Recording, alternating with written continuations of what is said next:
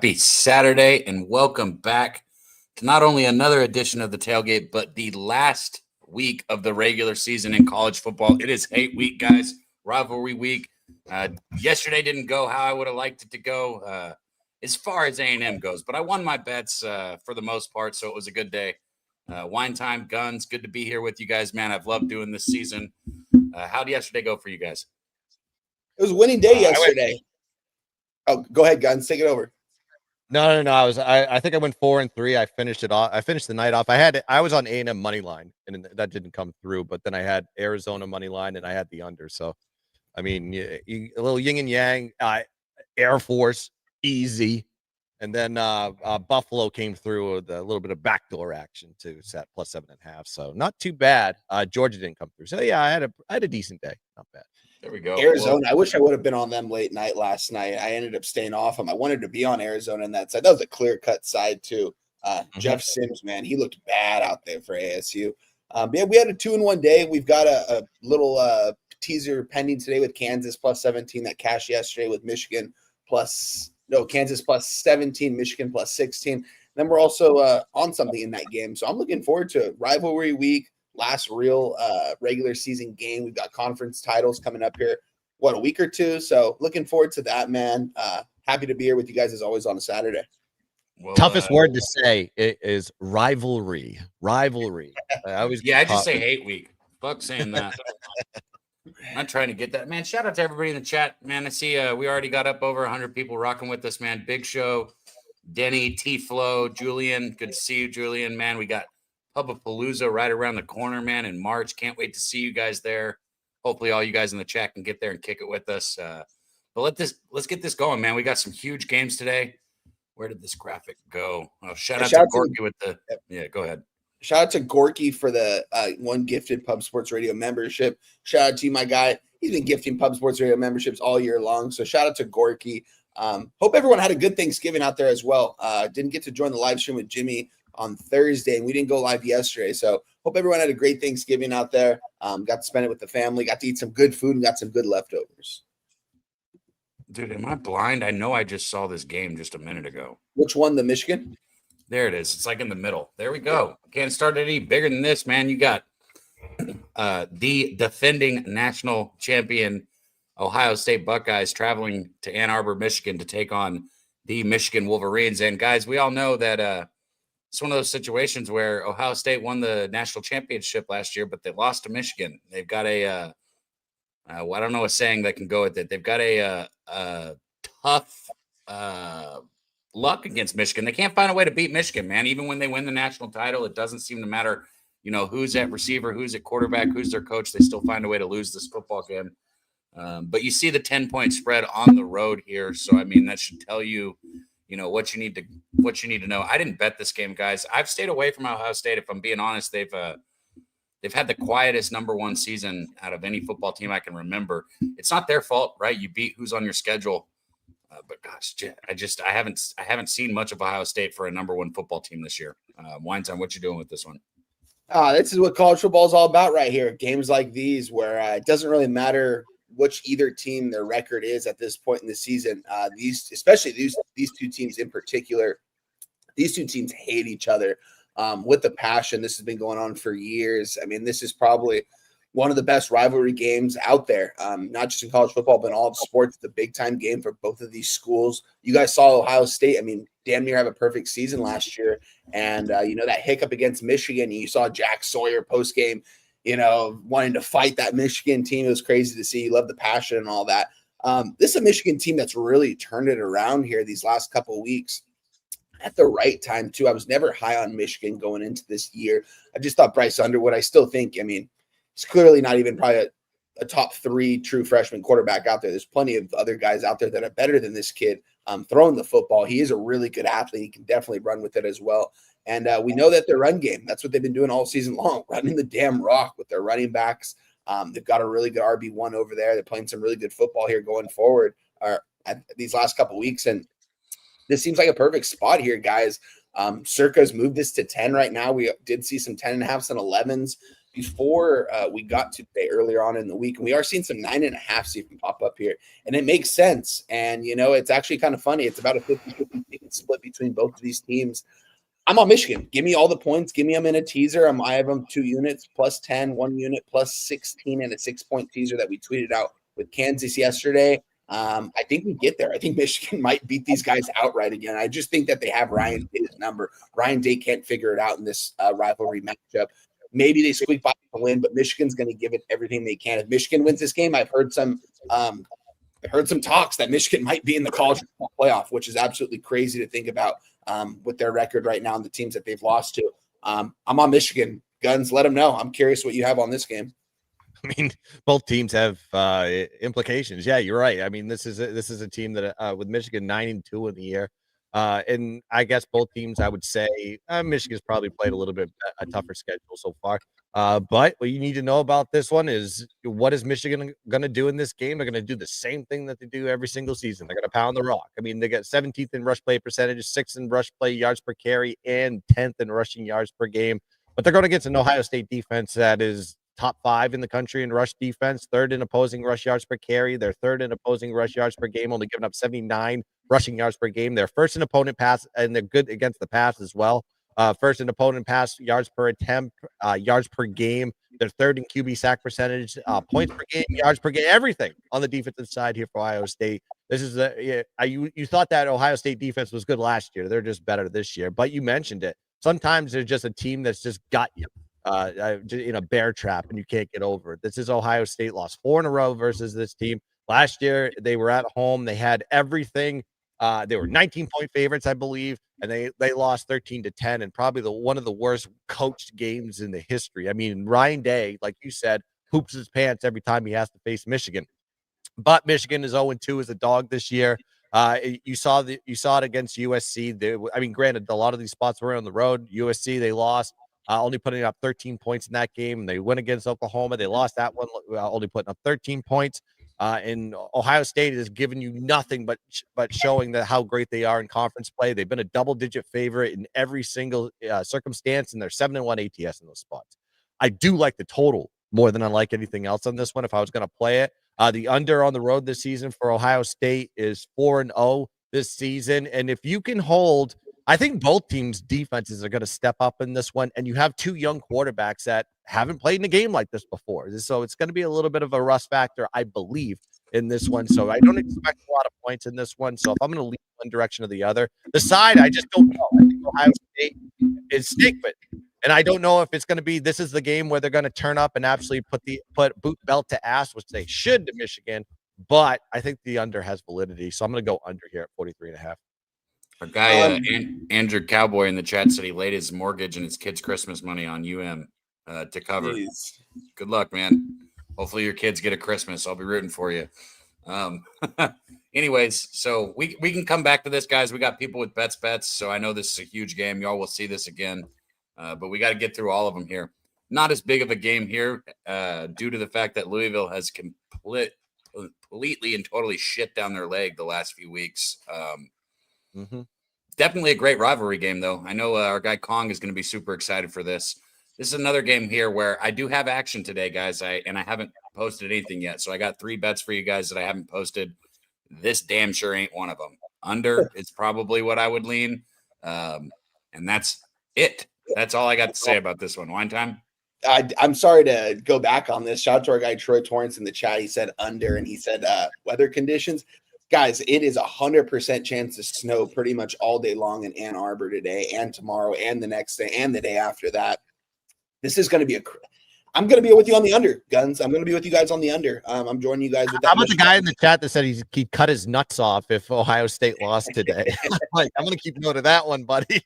We keep receipts here at Pub Sports. So if you're gonna be one of those, what do you call them? That's good. I like it. I'm going to be with you guys on. I'm taking the under right now at the under 44. I'm going to buy up and probably pay a little bit expensive. As far as this game goes, shout out to our guy Kong's clip. These are 2 of his squads right here. I know Louisville is his team, and this is the rivalry game for Louisville. I want to be on Kentucky here, guys. A lot of this money coming in on Louisville, my bad. on Louisville, and the line is kind of moving towards Kentucky at this point. Circa has moved this to a 1. Superbook has moved this to a 1. And I think Kentucky is probably way better in the trenches. From quarterback play, I didn't see if Miller Moss is going to be going in this game. I'm going to look that up right now. Miller Moss is expected to, I don't actually have him on the injury report here right now. Louisville, yeah, he will play. So, and the line's moving towards Kentucky. We saw Miller Moss throw all of his teammates, all of his coaching staff under the bus a couple weeks ago post game. I would only be on Kentucky here. It's not official for me. I won't go too much into this, but it's Kentucky or pass. Guns. When they lost their running back, I think that's what happened with Louisville. Yeah. It's like you just saw the complete decline. Their rushing game isn't bad still because they still have the other Brown. There's Isaac Brown and Keyshawn Brown. But yeah, I think Miller Moss, even though he's going to be he's banged up. I don't know. I don't think he's going to be 100% for this game. But you're going to show up for against your rival.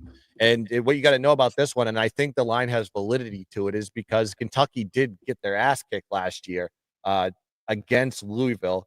I believe the outcome of that game was 41-14 or something like that. Louisville was 4-point favorites in that one on the road, and now they're basically a pick 'em at this point. I'm seeing like 1.5 start to hit the board now. The home team is the team you do not want to take. That's usually the one that takes the losses. I think they've lost 7 out of the last 9, and then Kentucky's kind of ran that series 5 out of the last 6. It's been Kentucky, and last year they did not win that game. So I think it's a Kentucky spot all day long. Even though Kentucky hasn't played well, I think the one that's the falling knife on this one is Louisville at the end of the year. They've lost 3 straight. They've looked absolutely terrible versus SMU. They got beat by Cal, and Cal lost to Stanford last week. So I just think this is a Kentucky spot all day long. They get it done, and just don't even worry about the spread. Obviously, it's too small. Just take them on the money line at +102, +104. Oh yeah, man. Shout out to everybody in the chat, man. Troy, our guy in there, absolutely rocking the NFL this year with Jimmy. Good to see you, Man Bear Pig, or Al Gore Lied, whichever name you go with. I noticed the symbol, though. Let's move on here to, let's see, where did that one go? Not the most glamorous game, but somewhat interesting here. Yeah. Another quote-unquote battle in Texas, as Gunn said last week. No, that was me, Cab. It was me. Oh, I didn't say that. Whatever. The Battle of Texas. It was Baylor. Who was it? Baylor against who was it? I don't know. I think it was UNT. SMU? That's what it was. It was Baylor last week too? No, it was Houston and TCU, I believe, actually. Well, Houston, the team of Texas here, 8-3, taking on 5-6 Baylor Bears here. I didn't know this was a rivalry. I guess you can call it a rivalry. It's 2 teams in the same state. But Houston, man, look, I think they might be one of the most overrated 8-3 teams in the history of college football, man. They have not.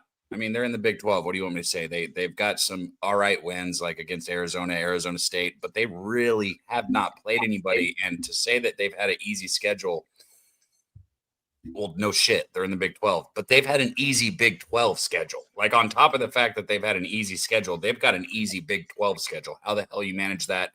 I don't know, man. And this is a Baylor team that I was really high on coming into this season. Sitting at 5-6, they've done nothing but disappoint game after game after game, only putting up 17 points against Arizona, giving up 55 points to Utah. Really, it's this defense that's just been so atrocious, man. Dave Aranda coming in here is quote-unquote billed as a defensive mind or a defensive guy, and I just have not seen it the last couple years out of Baylor. I think this game probably has a lot of points in it because I don't trust this Baylor defense, but I do trust some of these seniors at home to have a little bit of fight in this last game for Baylor. So I kind of like Baylor, actually, but I really do like the over. Haven't bet it. Guns, you want to start this one? I'm looking at just what Baylor has given up 4 out of the last 5 games. TCU, they gave up 42. Cincinnati, they gave up 41. They did beat UCF, but UCF isn't the team they're bad on the road. And then you have Utah, they gave up 55, and Arizona, they gave up 41. So maybe a team total over here for Houston if you don't want to take a side on this one. But I think it's Houston. I am, even though that Baylor has some motivation, they want to play for a bowl, but is it real motivation when your expectations were to be like an 8 or 9 win team, maybe even try to vie to get into the Big 12 championship? as good as that team was, you had a great quarterback, you had a great offense going into this year, and you just didn't. It didn't come to fruition. You had a terrible season. Maybe you need to fire your coach and find a new guy. But Willie Fritz has got those guys humming along, even though their record. I mean, you're right. They haven't really played anybody. The games that they had, big opponents on this one, they did not show up. That does give me a little bit of a scare tactic on that one. But they've held opponents to 22 points per game. So they've shown up in a lot of these positions. But I think maybe this is the time where Houston is actually going to put up points. Houston's going to want to run the ball. That's what they do. They put up 200 plus per game in most situations, and you're going against a terrible rush defense there with Baylor. And that's what they're going to do. I think 40 to 50 possessions are just going to run the rock. And I do think there's going to be scoring in this game on the Houston side. So I like the team total over there for Houston.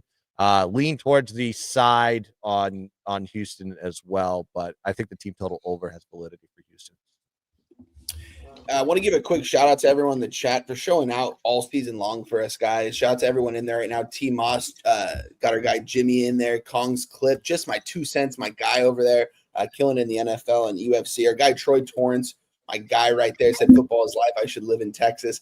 Yeah, that's a pretty big deal out there, high school football. So shout out to them. We've got Nuke Worker in the house as well. Can't wait to kick it with these guys in San Antonio here in a couple months. As far as this game goes, someone said Daby Cab always backs Baylor. I think you got that a little bit mixed up. It's usually me because I've taken it on the chin here these last couple weeks backing Baylor. They've lost 4 out of their last 5 games, guys. It's just what happened going into this year. I thought their roster was going to probably compete for a Big 12 title. I said that in the beginning of the season. I was clearly wrong. Sawyer Robinson, he's been turning the ball over like crazy. He's been able to move the ball downfield, and then he just turns it over in the red zone. It seems like every single possession these last couple weeks, pick sixes. It's not working out. And David Aranda, I believe, is a good head coach, and I believe his guys are going to show up for him.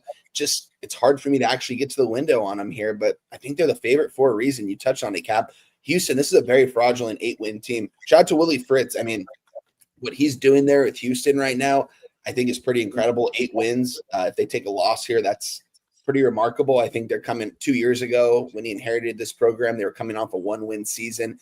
He won, I think, a couple games last year. Look what he's done this year. I would only be on Baylor here, though. I think they're the more talented team. Who's got the better quarterback on the field? Probably Connor Wigman. I know Daby Cab isn't a big fan of our guy Connor Wigman, but I think him going to the Big 12 really helped him out. When you take a step down in competition, it gets easier. Because when you're in the SEC, you can put your shoulder down on some of these quarterback carries and get 5 or 6 yards, and that's what Connor Wigman's doing pretty much every single time in the Big 12. So he's a gamer, he's a winner. I like Baylor here. I'm just not going to move on it. Well, here's another one early. I'm trying to stay in the early games first, I guess. I think this is another early one, man. A game that we really would have thought preseason that this could have playoff implications. Hell, preseason, you might have thought that these teams were going to the playoffs regardless of what happened in the outcome of this football game. No matter what happens, neither of these teams will be making the playoffs this year. What a letdown on both sides. South Carolina was one of those teams coming in that, with Lenore Sellers coming back, their defense had done good. They beat the crap out of A&M late in the season at home. They just had a lot of momentum. I think they were 13th and coming into the season. I'm not sure if that's exactly right, but just high expectations. And then Clemson, it's Clemson, right? You got a Dabo Sweeney team who he does not hit the portal. You've got all these players that were returning. I think Clemson was ranked 4th to start the season. And both of these teams have done absolutely nothing but suck. And when I say suck, they have just been absolutely atrocious all season. The line's right where I think it should be. If you're a Clemson fan, you're betting Clemson. If you're a South Carolina fan, you're betting South Carolina. If you're me, you're not even going to watch this football game. So that's where I'm at. Another one, all my actions in the later games that we're about to get to. So I'm not betting this one. What are you doing, Guns? I mean, if you want to trend on this one, the home team's lost 7 straight, not covered. If you want to go look at that one, even though I just think it's a little bit weird that you see South Carolina as the favorite when they only have 4 wins versus a team that's won 6. It's more of like who's got the motivation in this one. Is it the rivalry going to be enough for the motivation, or is Clemson just had it with this season and just going to go to whatever bowl game is going to be given to them? This one was just so tough to me. I didn't understand the line for South Carolina, them being a favorite versus Clemson on this one. even though I believe they won last year by 3, and I think they were just like a 3-point dog on the road against I just passed on this game altogether. It just didn't entice me. There's just better games on the board here for hate week, as Daby would say. Agreed. Anything one time? I got nothing on this game. Troy asked me if this is South Carolina look. That's probably where I would go here. I can't get to the window with it on either of these teams. Both these teams, you already mentioned it, disappointments, especially Clemson. South Carolina, I had them as like a 6 or 7 win team in the beginning of the season, but I know they had higher expectations with the talent that they have with Lenore Sellers. I mean, I've been seeing him like high on draft boards, which is kind of crazy. I would hope that he's going to come back for 1 year. I don't think he's nearly ready for the NFL by any means. I do like his target in Nick Harbor. I mean, we talked about him preseason. That guy's an absolute physical specimen. Watching him run down the field, he doesn't even really know how to route run. It's just his takeoff speed, man. I mean, the guy was all world track, and now he's dedicated his whole life to football. Didn't really work out the way I thought. I thought he was going to have a huge season, but he's still a big target that Lenoris has over there. Clemson, they've got guys that have been there for forever. They haven't really been able to put it together this season. I don't know if it's the coaching staff. I don't know if it's Dabo. I don't know if it's the personnel. Something's got to change there. But I'm staying off this game. You're muted, Cab. I said finally we get to go to some of the ones that are more exciting, in my opinion, here. This is a good one. Yeah, these 2:30 games line up nicely right here. Do we have any idea if there's any weather or anything in this game? I already looked. It's not going to be, obviously no snow. I'm not seeing a lot of rain either. It is going to be a little bit cold and a little bit windy. I have it pulled up right here. Let me show you guys. Husky Stadium, 39 degrees, low of 38, no rain all day, 10-mile-per-hour winds. Isn't that Seattle every day? Yeah, Seattle. Right? And only 10 mile-an-hour winds too, like and I know that both of these defenses have been really good. You got Washington giving up 18.82 points per game, and then Oregon only giving up 14.9. So I don't know why I really want to take this over, man. I think this game's going to be a shootout here. Is there going to be a little bit of a letdown from Oregon, even though this is a quote unquote rivalry game? I know this is a big game. I've seen Dan Lanning talking about motivating the team for it and stuff. But my question is, right, like, is there any letdown for Oregon? I don't know. All year they haven't shown it. Really only played a close game against Iowa in the recent last 5 games. I like Oregon here in the early part of the game, maybe like Washington late, but I like the over. That's what I like. I want to hear your guys' thoughts on it. Yeah, I'm on Washington here. Give me all the points. Give me the +7 points, guys. I think this is a Washington spot. Listen, I didn't think Washington was going to be that good of a team this season. And looking at their record right now, it's kind of crazy that they took a loss to Wisconsin. They don't take the loss to Wisconsin. We're maybe thinking about that this is a game that's going to decide who's going to go to the college football playoff. Washington's pretty much out of it at this point. Looked very impressive last week.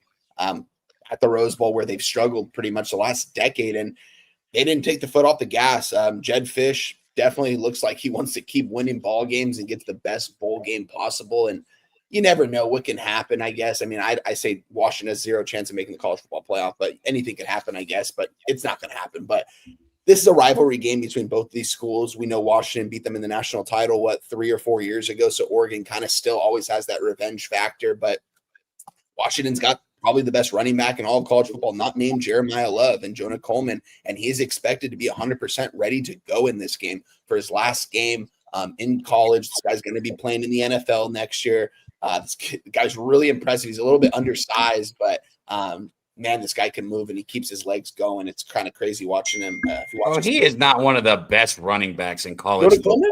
He's the number 2. What are you talking about? He is the second best running back in college 14 touchdowns, but he's only rushed for 654 yards. Bro, yes. He hasn't even had a 100-yard game since September 6th. You got to look at his tape, though, from the last couple of years. I mean, if you look at him even going back to Arizona and going back to last year he was supposed to get drafted in like the 3rd round, and he ended up staying another year to try to improve his draft stock. I don't know if he did that, but he did the quarterback has more rushing yards than he does. Yes, but Damon Williams, I mean, we know what an athlete that guy is. But if you guys watch Joe, just in a couple of years, you're going to be seeing him play on Sundays at a pretty high level, in my opinion. And I think you're going to see him play at a high level today. His last collegiate game, he's probably going to sit out the bowl game, I'm going to guess, and get ready for the draft. So look at his rushing prop. That's what I'm going to be doing here when you guys take over this game. I'm on Washington, though. Give me all the points with Washington. I think they beat these guys outright, and Oregon is going to have some question marks if they're going to make the college football playoff. Oregon, one of the weaker schedules in the Big Ten this season. You mentioned it. I mean, yeah, they pretty much got the doors blown off them against Indiana. That score looked a little closer than it was. Iowa probably should have lost that game. USC, they looked damn near perfect in that game against USC, a good USC team. It seems like kind of a letdown spot against a Washington program that doesn't necessarily have a lot to play for, but they've got a good head coach. They've got a lot of seniors over there. They got a good quarterback that can run with it as well. Give me Washington +7. Hey, shout out to Brian in the chat. We try and see y'all's questions, man. He said Oregon in no matter what. Yeah, I think so, man.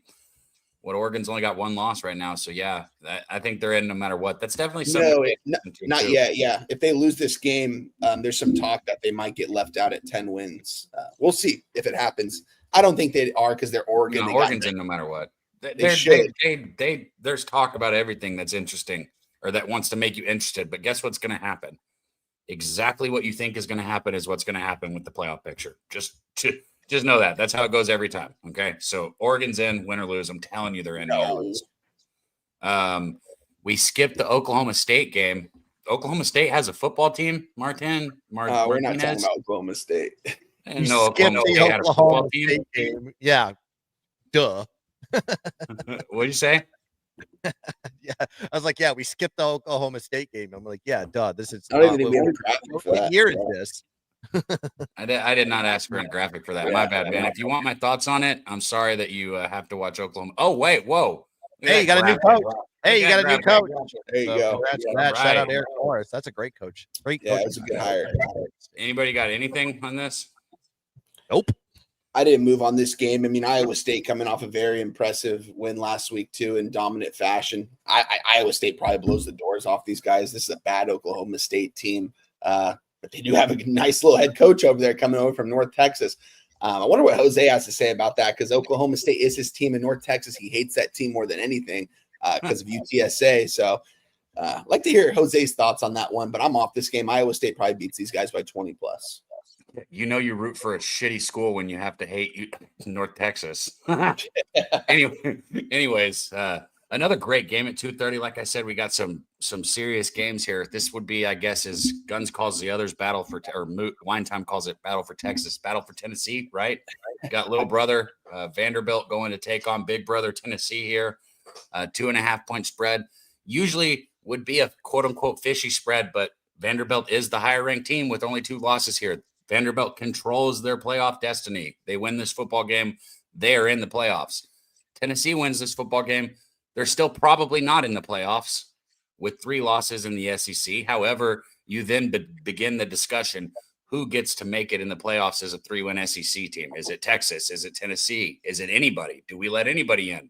You know, Tennessee's sitting in a situation where they've lost to Georgia, they've lost to Alabama, and they've lost to Oklahoma. Barring LSU upsetting Oklahoma today, that means they've lost to 3 teams that are all in the playoffs. If I'm Tennessee and I say my only losses are to playoff teams and I've won every other football game, and I also took Georgia down to the absolute wire, I won in the playoffs. Obviously, I won in the playoffs. So I think both these teams have everything to play for right here. I'm on the Vols, man, especially if you can get the 2.5, get the 2.5. I think Diego Pavia and the whole Cinderella story is over. I think it's done. I think this is the last we're going to hear of it today. They're going to lose this game. They're not going to play in the playoffs. College football is going to be over for him. It was a good run, Diego.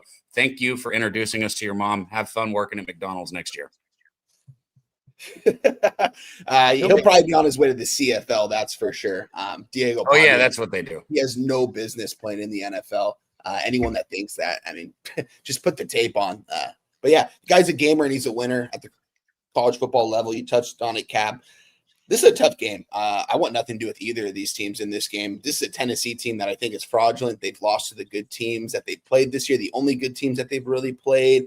And if there's any chance that they still have a shot at the college football playoff, that's crazy to me. If they get a win here, you can't let these guys in the playoffs. This would be a horrible playoff team. Vanderbilt, They've been playing some magical kind of football. I mean, we saw Diego Pavia the last couple of weeks. I mean, put the team on his back. A lot of people are putting him up for the Heisman now. I don't really necessarily think that, but this is a game where I want nothing to do with, because these are two quarterbacks that I don't really trust that can turn the ball over, and I want nothing to do with this. This is, to me, I won't even have this game on. I know it's two ranked teams, it's two SEC schools, but this game has no interest for me. I'm off this game. It would probably be Tennessee, though, at home. That would be my play, but I'm not going to move on it. I am on the Vols. That is official. Guns.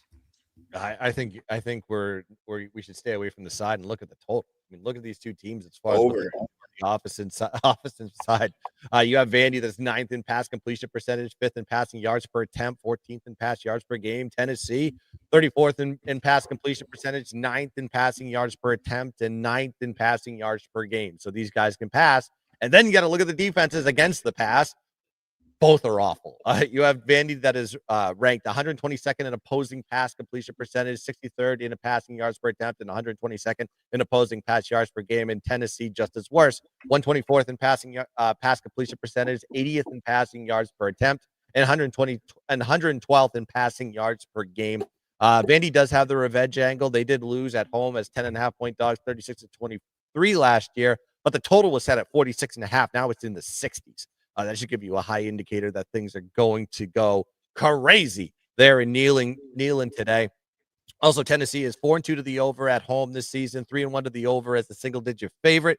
And Tennessee has scored 31 points or more versus conference opponents 6 out of the last 8 games. And the only ones they didn't score more than 31 points was Bama and Oklahoma. Last time I checked, they have pretty good defenses. And Vandy on the other side, 31 points or more in 6 out of their 8 conference games. The only ones they didn't score more than that was Missouri and Alabama. I think we're going to be seeing a lot of points in this game, and it's 66.5 right now. So I like Vandy, Tennessee over the total, 66.5.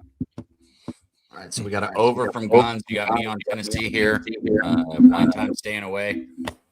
One other 2:30 game here that I know we should touch on. This one I will not have a bet in, but LSU Tigers going to take on Oklahoma. Man, I like Wine Time doesn't like Tennessee. I don't like Oklahoma.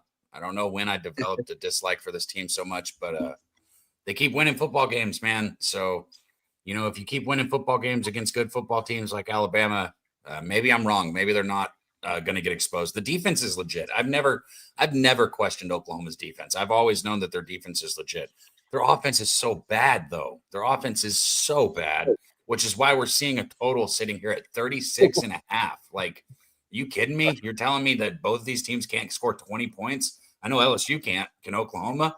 No, probably not. I would probably go under even if I bet this game. I'm not betting under 36.5. I'm damn sure not laying it with Oklahoma. Probably would take the points with LSU. Can't do that either. So I'm off this game. I will be on the LSU team total under at the best number I can find. I haven't put it in yet, so I will tweet it out when I do. It'll be after the show, but I will be on LSU team total under. Oklahoma, this is the best defense maybe in the nation right now, other than I don't know. I'd like to see them go up against Ohio State. This team has been able to turn the ball over like crazy. Brent Venables just knows how to run a defense, man. But you mentioned it, the offense, they can't really get anything going. They don't probably need to score too much here against an LSU team that hasn't been able to put up any offense here lately. I mean, they barely got by Western Kentucky. Scored 10 points against Alabama. This LSU team is not good. They've got a lot of good personnel, but I think they've just kind of died since they fired Brian Kelly. Give me the LSU team total under here. Oklahoma defense probably shuts this team out, probably doesn't even have them score more than 10 points in this game. As long as I can get a 10, I will be on this under. Yeah, I mean, I lean under on this one because every time I see a low total like that, I'm like, oh, it's just going to be low scoring. And with their new quarterback, Michael Van Buren, it sounds like a future presidential candidate there from the 1800s. This is a he put up 23 points against Arkansas, and Arkansas's defense is terrible. You should be putting 50 plus on them if you have anywhere decent of an offense. And then you only put up 13 against Western Kentucky, a Conference USA team. I mean, that's pretty bad performance. Their numbers have dropped dramatically, even though their defensive production has not. And Oklahoma has one of the better defenses in the world. Oh yeah, the Van Buren boys hold up the eights, right, with the salt shaker. That's a good Seinfeld reference. But the eighth president, I believe. But looking at this game, I'm probably looking towards an under. But I think Oklahoma does win this game.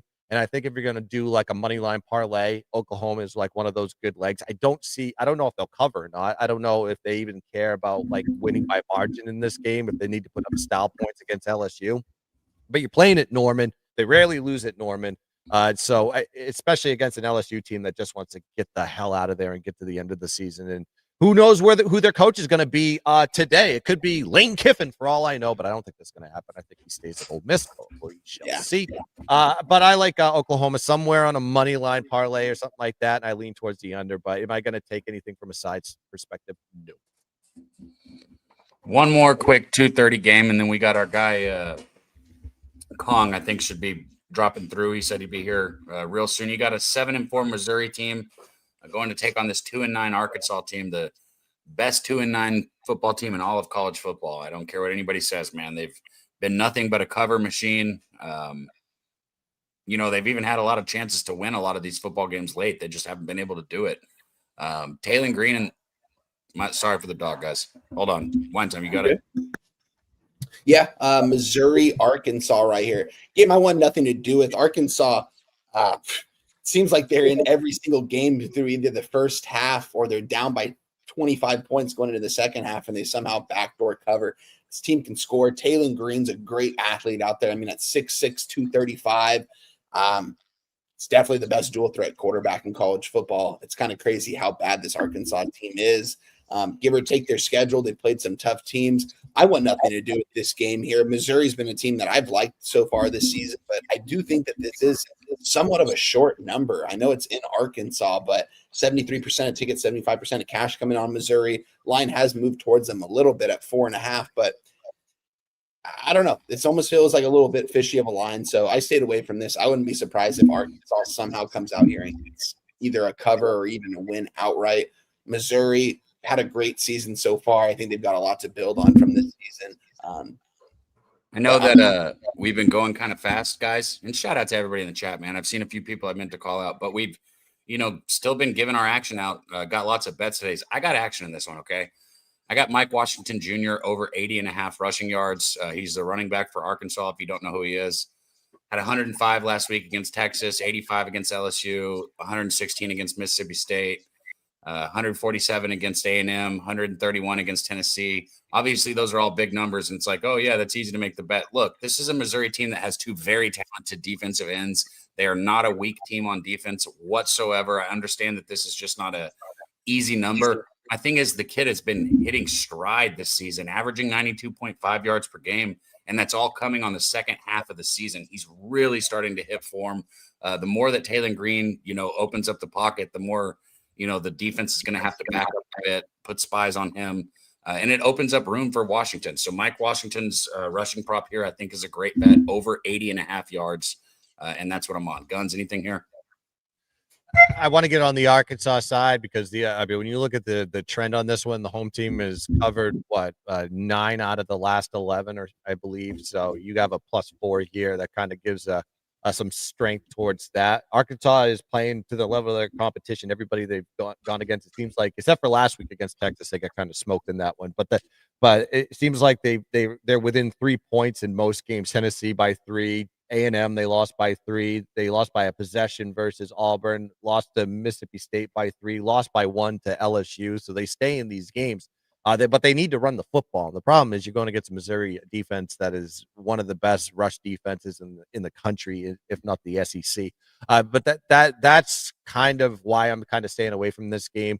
But if I had to lean away or the other, I'm probably going to lean towards the Arkansas side. Arkansas is due to win one SEC conference game and maybe the last one of the season. So is there motivation there? There's got to be.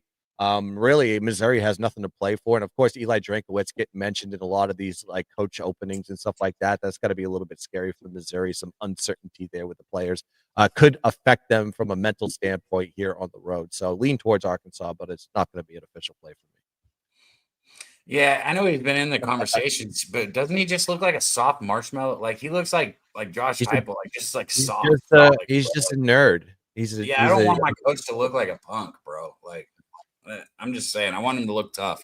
But we got our guy backstage. You know how we do this, man. He comes on, he brings you guys best bets. He gives you his two unit parlay, and he brings all his action rapid fire. We step off back screen so that he can have the floor, have the show, so to speak. So without further ado, man, let's get our dude up here, ready to rock with you guys. Even though he was in the hospital a couple days ago, not feeling well, he still made it up here to bring you guys his best bets. Our guy, Conks Clips.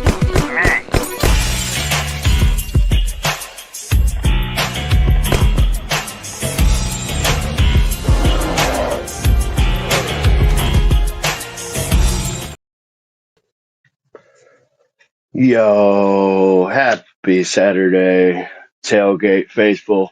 Conks Clips in the building. It's week 14, college football. It's week 14, college football. I'm going to get straight to it. My voice is done for. We're going to start at the top, work our way down. Oregon, minus 6.5, minus 122. At Washington. I believe Oregon needs this win to stay up in the top of the college football playoff. Playing a tough Washington team at Washington, I just think you get the better team here with Oregon. More weapons on the outside, really good running back. I think Oregon comes in here focused, and I think they get the job done by a touchdown. Give me Oregon minus 6.5, minus 122. On to Miami. Miami going to Pitt. Miami sitting out on the fringe. Will they be in? Won't they be in? I think Miami going into number 22 Pitt. I think if Miami's defense shows up, they blow Pitt out. And that's what I'm leaning towards here. I think Miami's defense shows up in this game. I think they limit this Pittsburgh team. I think this looks a lot like Notre Dame versus Pittsburgh. I think Miami gets the big win that they need to bump them up into one of those bottom spots in the college football playoff. So I am laying 6.5 at minus 120 with Miami at Pittsburgh. Michigan playing Ohio State. I've said it all week, man. I'm on Michigan here. Michigan plus the 10.5, plus the 10, plus the 9.5, whatever you can get. Grab some points with Michigan. I believe the snow coming down in this game is going to benefit Michigan even more. I think you grab some of the Michigan on the money line like I did for a little sprinkle, because I think Michigan knocks off Ohio State today. BYU playing UCF, another team that needs a big win. BYU laying 17.5 playing UCF. It's at BYU. I think BYU gets this done in a phenomenal fashion. Lay the points with BYU here today. My favorite game of the day with my favorite team of the day, Texas Tech, man.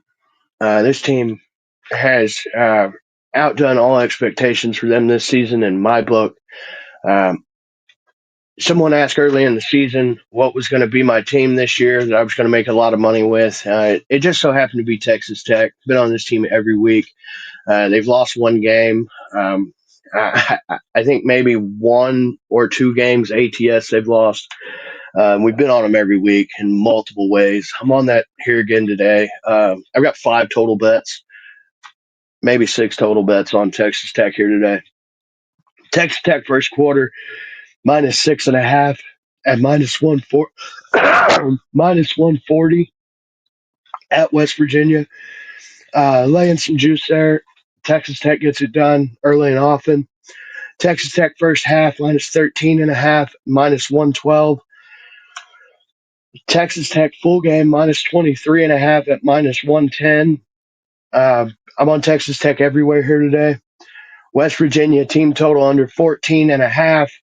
There's only been a couple teams score over 14 this year on Texas Tech. West Virginia team total under 14.5, minus 138. Let me get down to. I'll get to that in a minute. Alabama full game minus 5.5 at Auburn. Alabama needs a big win. This Auburn team's been fraudulent all season. I do not like this Auburn team. I think they have a decent defense, but offense can be stale at times. Um, I do believe that these rivalry games can get weird. I think you're seeing that in the line. Alabama should be bigger than a touchdown favorite, in my opinion. I just believe that we're getting that line dropped due to the big rivalry that this game brings. I think Alabama can get it done by a touchdown here. I'm laying the 5.5 with Alabama, minus 110. I have a touchdown parlay. I am playing, just a second. Diego Pavia, anytime touchdown. Makai Lemon, 2+ touchdowns. And Jeremiah Love, 3+ touchdowns at plus 1619 plus 1,619, a little over 16 to 1 for that parlay. Another parlay I have, all in the Texas Tech game. Texas Tech minus 13.5. Cameron Dickey, 2+ touchdowns. West Virginia, team total under 17.5. And Baron Morton, 1 passing touchdown at plus 335. $100 brings you back 435. Plus money props of the week. I have 2 of those this week.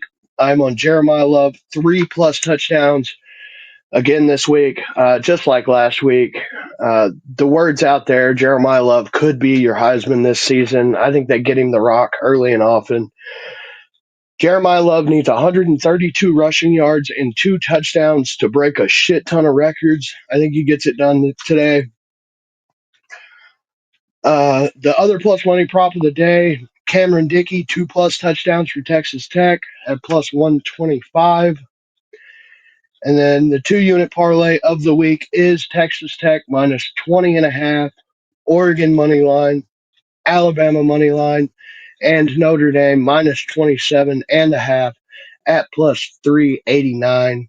I'm firing today. It's the last week of the regular season. I'm going big or going home, because that's what I do. Future play for you. I've said it all week. If one of the top 4 teams loses this week, I am going to be on Texas Tech to win the national championship. Texas Tech national championship plus 1,200 is my last play of the day. Appreciate you guys for having me, Kong Flips. I'm out.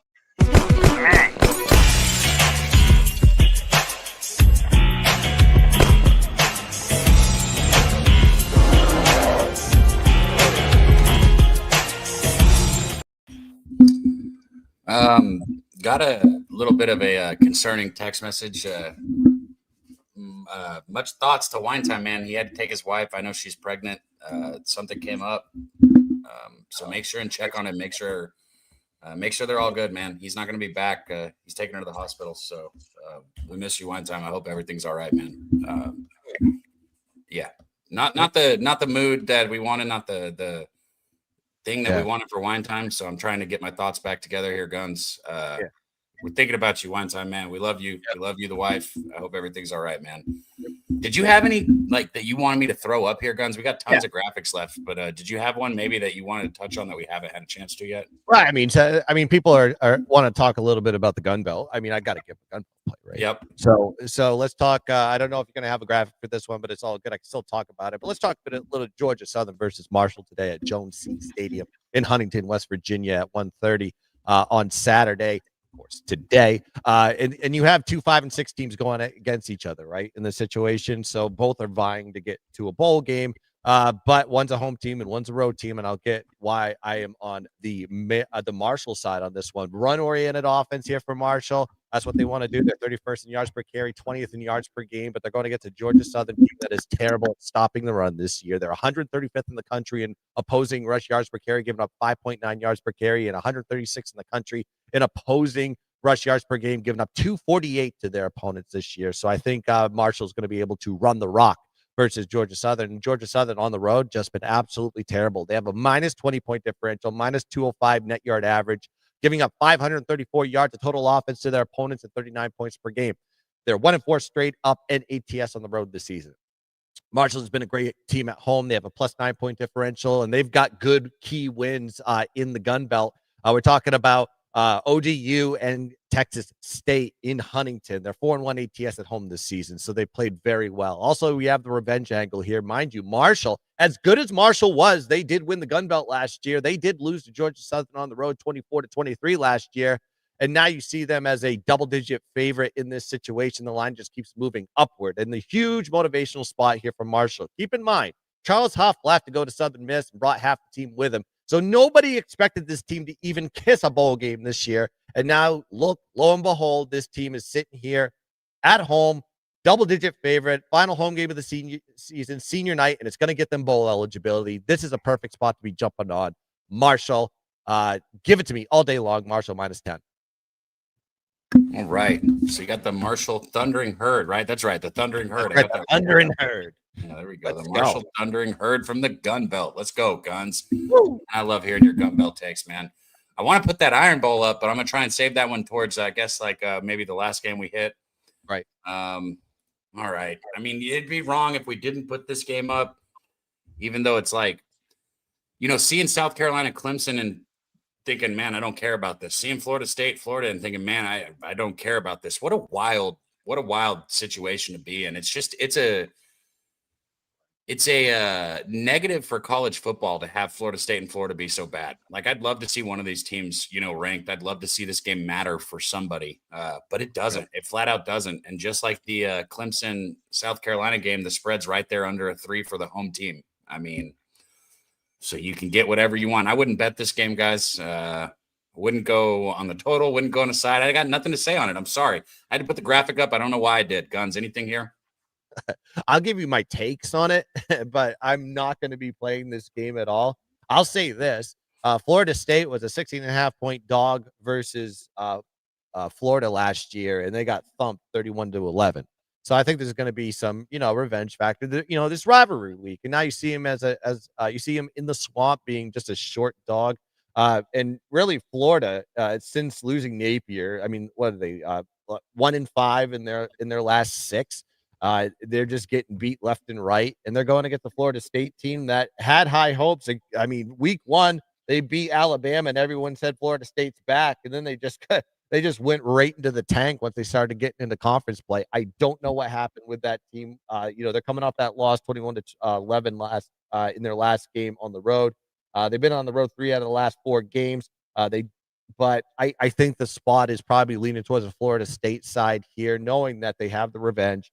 And then you got to look at the trends with the home team on this one. You do not want to take the home team. The home team is 2-5 straight up in ATS when these two teams. So Florida is the home team here. So I think I'm leaning towards the Florida State side here in this rivalry as the dog. So I would just take them on the money line, but it's not going to be on my card. I get it all. Like, it's like you get. Yeah, I get it. You got the side you would take, but like, would you actually bet it like with real money? No fucking way, right? No, like, no. Not even on my TV. Yeah. Yeah. So, hey, Kong dropped a $5 dono, man. He said, put a show parlay together, Cab. Okay, we could try, but now that Winetime's not here, it'd be the guy. So we got Gun Belt. We'll go with Marshall and Tennessee, boys. Marshall, Tennessee. How's that? A little 2-bagger. Let's go. Yeah, there we go. And then have Kong throw one in the parlay too. I mean, if you like something, it would be Tech. That was his best one, right? So yeah, Tennessee. I think that's it. I think it's Tech, and it's Marshall, and it's Tennessee. There we go. That one wasn't too hard. One more team to run through here before we go ahead and throw up the big one, and then we'll get our guy Goracle up here and hear his best bets, and we'll recap because I know you guys want to hear an actual short segment where we tell you our bets, so we got that for you. Cincinnati taking on TCU. I know there's a lot of talk about high hopes for Baylor. I'd say that TCU would be the biggest letdown for me in the Big 12 this year. I really thought they would have a return to form. Like, we're talking about Florida State, how we thought, they'd be back. Well, remember, this is a TCU team that is also just a year removed from the playoffs, right? Or 2 years removed now. 1 year. Not last year before last they were there. And they got the same quarterback, the same coach. They got Eric McAllister, the big receiver, who's going to be a super high draft pick. I mean, they got the pieces. Their defense got better. But really, what my thing is Josh Hoover was just a letdown this season. He really was. As good of a ball as he throws and as good of a quarterback as I think he is, he's made a lot of really, really bad decisions and some really bad times. Had some bad turnovers and just put this team in a situation where they're sitting at 7-4 here, taking on another 7-4 Cincinnati team. They're not really playing for, much here. There's no way that TCU can get back in the Big 12 conversation, I don't think. Because they've lost. Let's see here. I knew they lost BYU. They lost Iowa State. They lost another one too. Yeah, so they're this is it. They're just playing for pride and whatever bowl game, the Tostitos Popcorn Bowl or whatever the hell they're going to get in. I don't know, Guns. Over, I guess maybe if I bet this game, but no action for me. And I wouldn't go over because TCU hasn't put up more than fucking 20 points in 3 games. Like this offense has just shut off. I think what happened is you got a quarterback in Josh Hoover who could have gone to another school and chose to stay at TCU, and now their season is over and there's a little bit of a checkout. That's kind of what I'm seeing. Yeah, I think the motivation I think the wrong team's favored, even though I think TCU's favored because they're playing at home against Cincinnati. Cincinnati a lot better in Neppert than they are on the road. But they've lost 3 straight. But look who they lost to. I mean, they lost to Utah on the road, tough place to play. And Utah, vying for one of those top spots in the Big 12. I think they're sitting 3rd right now and could get into the Big 12 championship, I think, if Texas Tech does lose, which I don't think they will. Maybe BYU, but both teams are probably going to be sitting there in the Big 12 championship. And then they lost to Arizona. We saw how good Arizona's been in the last 4 or 5 games, and they took care of business yesterday versus Arizona State. And then BYU, we know how good BYU is. I mean, so they had 3 real comparable opponents that could really smash you in the mouth. Good defenses. There you go against this TCU team, which is a little bit more finesse, more like something that is kind of built to. Where Cincinnati, I think, can be productive against this team moving the football. I do like Brendan Sorsby. I do like how they can move the offense. They do want to run the ball. They average, I think, 4 out of the last 5 weeks, they've gotten over 5 to 6 yards per carry in the run game, and we've seen it with TCU. Even last week, Houston put up 5.8 rushing yards per carry against them, and they're coming off that big rivalry. Their rivalry was last week against Houston, I believe, and get that win 17-14. Was a little bit of the highs of highs, so now we can fade them the next week, even though it's your last home game of the year. I think Cincinnati could go in there as a short dog and get it done, so I'm leaning towards the Cincinnati side. I saw in the chat earlier, somebody was like, yeah, they don't deserve to be talked about.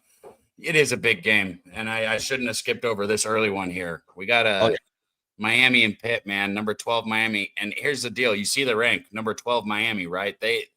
They got to make a statement right here. They got to beat Pitt, and I don't think they need to win by 1 point, Guns. I think they need to win by, I'd say 7 or more. I'd say right where the spread is. I'd say that Miami needs to win this game by 7 or more. Do I think they can do it? I don't know, man. I'm not a big fan of Carson Beck. Never have been. He showed up to Miami and first start of the year just looked outstanding. He looked way better than he ever looked at Georgia. But then we've seen, the Carson Beck that we're used to, just, the really bad decisions downfield with balls that just don't need to be thrown for no reason, that he's forcing into double coverage and things like that. Last 3 games, though, Miami has really been on a tear, 34-17, 41-17, 38-10. And this is a Pitt team that I think is very overrated. I don't think Pitt should even be in the rankings here. So I kind of lean towards Miami. Maybe the over. Guns is 48.5, not a really low total for, whoever wins this game is in the 30s, no? Yeah, I was just looking at that total too. It seems like it opened at 51.5, and now it ticked down to 48.5 to 49. That could be weather. I know in this area it's like 30 degrees and cold, and maybe they just think that like the guys out there are going to be a little bit rusty and not putting up points. Maybe there's some wind in there too. I didn't check what the weather report was in Pittsburgh, but it wasn't. I tell you what, it wasn't warm. Watching the Philadelphia Bears game yesterday, so you're looking at probably same weather conditions there. But I like Miami. I think Miami gets it done there. Miami needs style points. The one key component that's been missing from this Miami team that couldn't get them to the end of the season, I know that they've usually fallen apart in this type of situation before, is their defense. It's like now they have a defense that is like holding opponents to 282 per game. Their rushing defense is holding teams to 92 yards per game, 3 yards per carry. They have a 8.6% sack rate. This is a better defense that we've seen. And then when we look at Pittsburgh, when they have a step up in class, granted, they did come off that highs of high win, beating Georgia Tech. Georgia Tech, to me, was due to. I never thought of them as being a really high key market team because of the strength of their schedule. But I mean, Louisville at home, they were sitting as a dog in that one. They lost 37-27. Of course, they played Notre Dame as a double-digit dog at home. They lost 37-15. They got outgained by 168 yards in that game, and against Louisville, they got outgained by 53. Miami, I just think is going to come into this one, and when you see Pitt as a dog at home, of all places, I just think that just means Miami's going to be motivated here. And I just haven't been. And when Pitt has to play like a real high-profile defense like Miami has, that can actually put some pressure on the quarterback, that kid does have fits. We saw it with Notre Dame. He just basically got shut down when he went in against them. And we could be seeing the same type of condition here that we saw when they played Notre Dame. And you're just going to see an outright huge win here from Miami. Style points galore here at noon. So yeah, I'm leaning towards the Miami side. Shit, man, I really feel the same as you here, and I don't have a bet on this one. I might need to. We'll have a little bit of time when this show ends. I might have to go get to the window with this one, man, because I do think style points are in order here for Miami, and I think they're going to put them up. Yep. Well, here we go. I think this is probably, I don't want to say the biggest game of the day. Obviously, you had two ranked teams there, but to me, the best game of the day, the Iron Bowl, man. It seems like no matter what's going on with Auburn, no matter how bad of a season they're having, they always find a way to play a good football game against Alabama. We've seen absolutely just crazy things in the last couple of years when this rivalry game happened. I'm excited to hear what you think, Guns, because I know Wine Time was on Auburn, and I know that a lot of the people in our circle are going to be on Auburn here. The spread tells you, like, hey, please come bet Bama. Bama's coming off a loss. If Bama loses this game, they don't get in the playoffs. They got everything on the line here, and they've got a 5-6 Auburn team standing in the way, just absolutely ready to throw haymakers and play. What better way to end a shit season than ruining your rival's season, right? If I'm Auburn here and I find a way to win this football game, my season's complete. And I hate that. I hate that loser attitude, but it's all you've got left here. It's all you've got left is you got to go beat Alabama. And I don't think they can do it. Okay. All that talk, all that build up for it. I don't think Auburn can beat Alabama. I don't. Am I going to take Alabama to cover the 5.5? No, I'm going to do what I've done twice in the last 2 weeks, and I've gone 1-1. So maybe I'm going to either be positive or negative here. I took Alabama first half -3. I think they're ahead in the football game, at least going into half. I do not think that Auburn is ahead or tied at half. I think Alabama is. So I'll take the 3. I'll hope they're up by 4 or more. And I'm going to just avoid any of the late game Hail Mary bullshit or any of the shenanigans that are going to happen here. So I feel like I might be on an island with the cappers. I know with the public, probably I'm not, but with the cappers that we rock with, I'm probably on an island. But I got the Crimson Tide here, first half -3. Guns, what's your thought? Nick Saban said it best. He goes, every time you go into Jordan Hare, he took his glasses off and he looked straight at the reporters and he says, that fucking place is haunted. And he goes, he's right. It's haunted. The line's giving you the indication. Why, oh, why is this below a possession? Alabama has everything in front of them. They have all the strength. They're sitting in the driver's seat. They're 6-1 in the conference. They're 9-2 on the year, and they're going against an Auburn team without a coach. Hugh Freeze fired, and they're 5-6 on the year and 1-6 in conference play. It makes no sense. I will say this, though. Total wise, it may make a little bit of sense on this one. I mean, when you look at Auburn, the one thing that is tried and true, at least in the past few years, is Auburn's defense has been very good. Even though they have a -5 point differential, -27 net yard average, that's a lot has to do with their offense. But keep in mind that Auburn has played the 6th toughest schedule in the country. So this is why they're 5-6. It's like that. The expectations were egregious for them with the schedule that was put in front of them. And of course, when you look at Alabama on the other side, they're 9-2, but they've faced the 23rd toughest schedule in the country.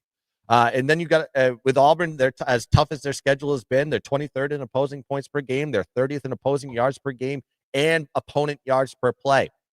And they're currently ranked 4th in rush yards per carry and 5th in rushing yards per game given up to opponents. So they're very good against the run. And I mean, Alabama can pass the ball, so that's not really a key factor in this one. But you look at the under on this one. Auburn is 5-0 to the under at home versus FBS opponents. The only time it went over was against an FCS opponent. And the under is 4-1 in the last 5 games for Alabama, and this is the lowest total of the year for Alabama. So yes, they're going to see ghosts in this one. And if you want to take the Bama side, I will say this: they are 1-3 ATS on the road this season, and their only cover was coming as a dog. So they haven't covered as a favorite this season. And when these two teams meet, you always got to take the home team, 12-1 ATS in those meetings. But the problem is Auburn's not in a comfortable position right now. We don't know who their coach is going to be. They're doing interim stuff, and players do they want to be in a bowl game? Do they even care about this game? I do not know. So I like the total on this one. So I'm going to be going under 46.5. What is Daniels, right? Daniels. What is his name? Ashton Daniels. Yeah, Ashton Daniels, the quarterback that came in for Auburn against Vanderbilt. Taking the spot of Jackson Arnold. There is a little hype around Daniels. Oh, he's a freshman, right? Let me pull that up. No, he's a senior. What the fuck? Okay, he's a senior. There's no hype around a senior coming in. Was he the one that came in? Am I getting that right, Guns? Yeah, it's Ashton Daniels. Yep. Who had the 4 touchdowns or something like that? Yeah, he has 172, 2 touchdowns, and he's got a 2-to-1 ratio passing. He's about he ran for 2 and he threw for 2 against Vandy. Okay, that's what I was thinking. I would say he's comparable to Jackson Arnold. If you look at his numbers, they're pretty much neck and neck with one each other. I don't think there's a huge drop off between quarterback to quarterback. Man, I'm the first in line to hate on Jackson Arnold, man. I am not a fan of that guy. But guys, Guns and me real quick, we'll go over the bets that we've given out. Right now, I've got 3 officials. I've got Tennessee -2.5, -115. I've got Mike Washington Jr., the running back for Arkansas, over 80.5 yards. And then I've got Alabama first half -3, -105. Guns, what you got for them? Alabama, Auburn, 46 under 46.5.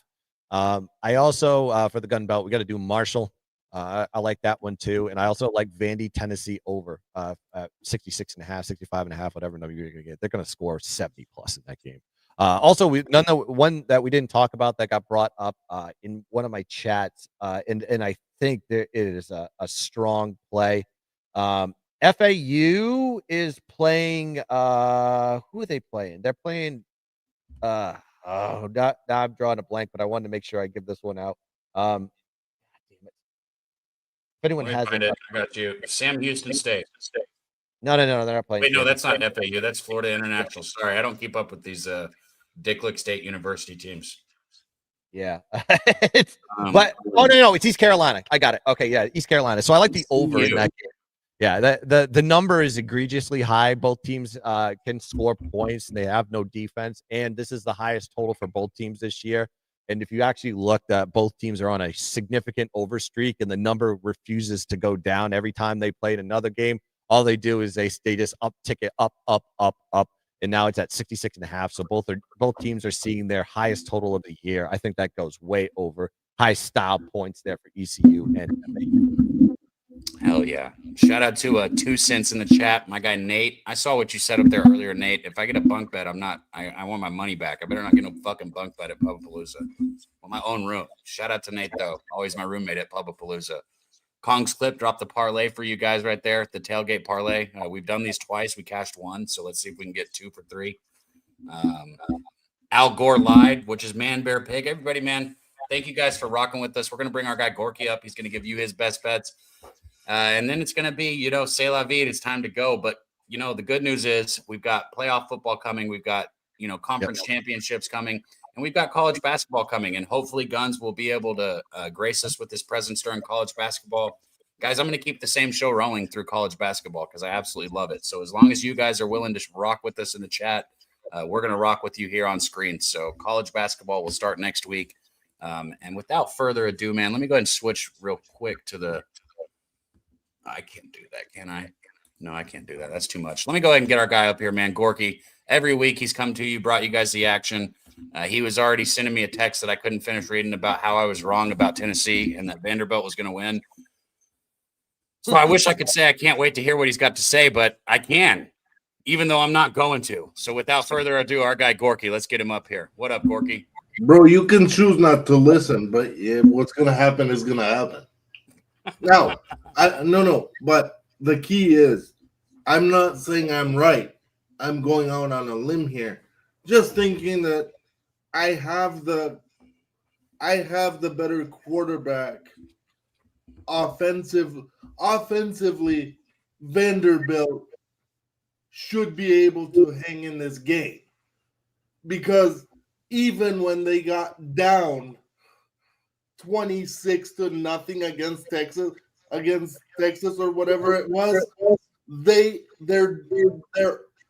their offense never stopped. Like, they came back to within a cover. I believe they covered like a 2.5. So Yeah, I covered 2.5, but the line at kickoff was 3.5. So they covered the but what I'm saying is, even the motherfuckers like you, Gabby, that had them pre-flop to on the Vanderbilt side ended up covering when they were down going into the fourth quarter, multiple scores. So this is a team that's not afraid. This isn't the Vanderbilt of old. Whereas Tennessee has a quarterback from Appalachian State. Where does Appalachian State play? Is it Gunbelt? Yeah, it's the gun belt. Okay. But God bless Joey Aguilar. I've seen him do some dumb shit. I think that this is a Vanderbilt spot because they have everything to play for. I like your dialogue. I want to open. You've really got me thinking about this and wanting to give a comeback comment for Tennessee here. Everybody I know says that Tennessee is overrated, especially Wine Time. He's the first to line up at the door to talk shit about Tennessee. And I get it. I hear it every year. They get to, the end of the season. It seems like with Josh Heupel, they've got something going, and then they just absolutely suck at the end of the year. But let me pitch it a different way for you guys, because I think we could be wrong. I think Tennessee could be one of the most criminally underrated teams in all of college football, right? Everybody wants to say how overrated they are. How about how underrated they are? Let's look at it like this. They lost to Georgia in overtime. That's a great loss. Okay. You don't want to lose. That's a great loss. They lost to Oklahoma by 6 in a game that they outgained Oklahoma. They gave away, in my opinion. At one point, they were losing to Oklahoma 18-14 when they had 244 yards offense and Oklahoma only had 44 yards offense. But you can't let that happen. That's the point. You're not supposed to. That's why they lost the game. But what I'm saying is, everybody likes to say how, Tennessee hasn't played anybody this. Well, they have. They've just lost to the good teams. You can't. No, that's stupid. That's dumb. That's dumb people saying that shit that don't follow SEC, that don't follow football. You in the SEC, not to quote these fucking douchebags that think that they're all high and mighty and all that shit, but in the SEC, you can't not play anybody. You're not Dickwit State, university playing in God knows what conference, Gorky's conference, okay? I didn't create the SEC, motherfuckers. The SEC created the SEC. That's a gauntlet of a schedule, however you put it, outside of week, whatever last week was, where you play fucking Dickwit State University. All right, so we got Vanderbilt here for our guy Gorky. What else are we looking at, Gorky? Then I have a parlay, brother. But probably it's not gonna fucking cash because all you motherfuckers are on the other side. And listen, not with that attitude. No. But I agree. I kind of agree with you that Ryan Day has a disability when it comes to fucking having the better team, but absolutely having like his diaper overflow when it comes to playing Michigan. It's like he gets small. He's pictures, got right? poop. He's got poopy pants every time he goes against Michigan. He's got poopy pants. It's like his dick shrivels up in his pants. Okay, motherfucker, you need to fucking, just let it rip, man. You have the better team for a whole generation of players that actually became national champions. They Throw never. the football. That's all they have to do is throw the fucking football. These fuckers never beat Michigan, but yet Jack Sawyer is a national champion. Yeah. No Think gold about pants. that. He's got no gold pants. Marvin Harrison doesn't have a pair of gold pants. Think about that. That's disgusting. Calm. ODU. I like ODU today. That's it. ODU against Georgia State. Georgia State is trash. But I do think that having Matt Patricia as his defensive coordinator gives Ryan Day kind of the edge in terms of that he feels that he has someone on the other side of the ball that's his equal, that's been an NFL head coach, that's actually above him, kind of in a way, right? The guy came back from the NFL. He knows what he's doing. That's why they called him the mad scientist. But he shit his pants as an NFL head coach. Who gives a fuck? You're in college, win the damn game, go undefeated, end this fucking streak that should have never started, and maybe plant the flag on Michigan's logo. All right. So is it money line or parlay or points? It's part of a parlay. It's with Oregon and Alabama. Okay, so you got all the big ones. You got Oregon, you got Alabama, and you got Ohio State on the money line, right? Yeah. And I want to say something about last night's second half of Texas A&M. I think I texted you this shit, but I don't think Texas wanted to play in the SEC championship game. I think they want a bye week, which is why they kind of let off the gas pedal. Otherwise, I don't think they wanted that, but I don't think it's going to be a bad thing. They're hurt, man. They got a lot of people that are limping. They got a lot of people. Marcel Reed got hurt too. He was playing. Reed, Concepcion limped off. Craver has been day to day. Ruben. Bro, what are we doing? What were those interceptions? If you really want to ask the question, I want to know what Calvin Klein was doing with the fucking offense. It's 3rd and 2. You're averaging fucking 4 or 5 yards a carry, and you don't run the football. It's 4th and 1 on the next drive, and you don't fucking run the football. It's 4th and 1 on the next drive, and you don't fucking run the football. Explain that to me. Just explain it to me, and I'll be all right. That's it. I don't want to talk about that fucking game. No, that was disgusting. Yeah. So, all right. We got the parlay from Gorky. We got his side also. You got 3 bets from Guns, right? You got 3, right, Guns? I think the Vanderbilt one is like plus 125. You guys can check my Twitter for this shit. And my parlay is a plus 100, but it is with Ohio State in regulation. I had to put that stipulation in there to get the odd to over plus plus 100 or better. So I think it's 114. If I'm not mistaken, 114. Anyways, guys, you guys get better numbers than I do. We all know this. And so just those are my plays. I love you all. Let's cash. And let's continue this great season of greatness. There will be wins and losses, but it's the breakdown that matters. Because once we break down the game and tell you why and play the game and play the tickets, our jobs are done. Then we just yell at the TV or celebrate. Hey, Guns already said he'd be rocking with this college basketball as well. But everybody in the chat, man, between X and YouTube, we've got over 545 people rocking with us still right now as we wind down.